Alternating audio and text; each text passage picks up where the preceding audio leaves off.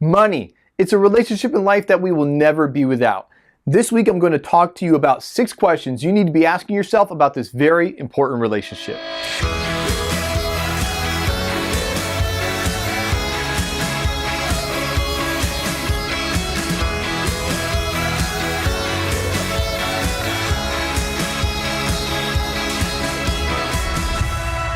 We all have to deal with money day in and day out. It can be easy to lose sight of what our purpose is in the midst of the details. We're going to explore 6 key questions you should ask yourself in order to make sure your money is really getting you closer to your dreams or not.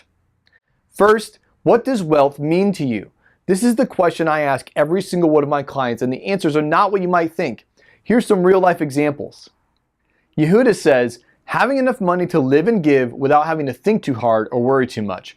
Bills paid, saving and investment coffers filled, and the ability to tithe. Don says, personally for me, when I think about what wealth means to me, I differentiate money and wealth. Certainly when I was younger or even 5 to 8 years ago, it meant being as rich as I possibly could be. However, now, wealth doesn't need to revolve around money. For me now, I much prefer being wealthy with my family, friends, and other memorable experiences throughout my life. But if we're talking from a financial standpoint, wealth is about being able to do what I enjoy for a living and without worrying about having enough money. Chris and Kate said, freedom and flexibility, not beholden to people outside of family, and free to make choices within our own means. And lastly, Courtney says, wealth means security to me, security in all aspects of life. Wealth also gives you more control financially, personally, for myself and my kids. This is just a fraction of the responses I've heard. Do you hear the common tone among these answers? Very little of it actually has to do with money. Peace of mind, freedom to do what you love, and security. Wealth is not about money, but rather what money can provide for you. So, what is your personal wealth definition? Something to think about. Second, what are your top financial concerns and how are you working towards stabilizing those? Early on with clients, I asked them what they're most afraid of. I've heard everything from not having a plan to living under a bridge destitute. No exaggeration, these are direct quotes. Oftentimes, these feelings are lying under the surface and we aren't forced to confront them. We're medicating the issue with busyness. Let me tell you a secret. Busyness does not necessarily produce results. Here's a mantra I use in my own life. Replace busyness with productivity and replace productivity with effectiveness. Just because you are busy doesn't mean you're making an impact. It is not effective to ignore or neglect these financial fears. What is effective is to make a plan and find peace in the fact that you're doing your best. Nothing lasting is built overnight. Need help finding stability in these areas? Let's talk. I would love to personally support you.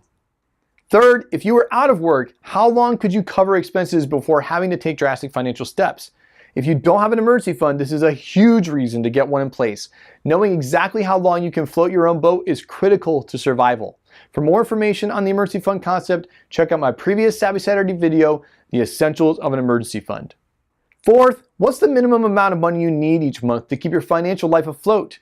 Before you can determine how much needs to be in your emergency fund, you need to know how much your regular expenses are. But when you determine this, don't just think about bills. Think long term so that future expenses aren't taking you by surprise. Especially if you're self-employed or a subcontractor, it's critical to know how much you need to stay afloat in order to know how much business you need to generate before expenses and taxes. For more tips on this topic, check out my previous Saturday video, How to Build a Strong Budget That Actually Sticks. Fifth, what did you learn about money from your parents, and which of these beliefs have you adopted as your own? I asked the first part of this question in my Facebook group, the Strong Together Money Community, and the overwhelming answer was nothing. Even if your parents weren't proactive in teaching you about money, you likely still caught more than you were taught. These principles and values have shaped your mindset about money, and it would be very wise to evaluate these things you've learned to determine if they're really healthy or not. Lastly, do you have specific written goals? If you don't, you are basically sailing a ship with no rudder. How will you know you're actually getting traction if you don't actually have a plan and a destination? I know that you're getting pulled in 20 different directions, being told everything is important, and it can be hard to get clarity. Take the first question we asked today and this last question to create a holistic view of what's important to you and how to develop a plan of action to actually get there. I hope you found this information helpful. Make sure to download my free ebook, The Money Finder, which helps you save in 5 major expense areas. And come join me in the Strong Together Money Community. It's my free Facebook community designed to keep you focused, informed, and growing on your financial journey. Also, are you tired of paying that ridiculous cable bill but don't know how to keep your content without it? Maybe you've even cut cable already, but you're wondering if there's a better option that could save you more or even give you more options without added cost. Check out my online course, Cable Cutting Academy, at cablecuttingacademy.com for more information. It's helped plenty of people find options and at least $100 a month in savings step by step. This has been Jeremy with Strength in Numbers, helping you find more money to fund your dreams.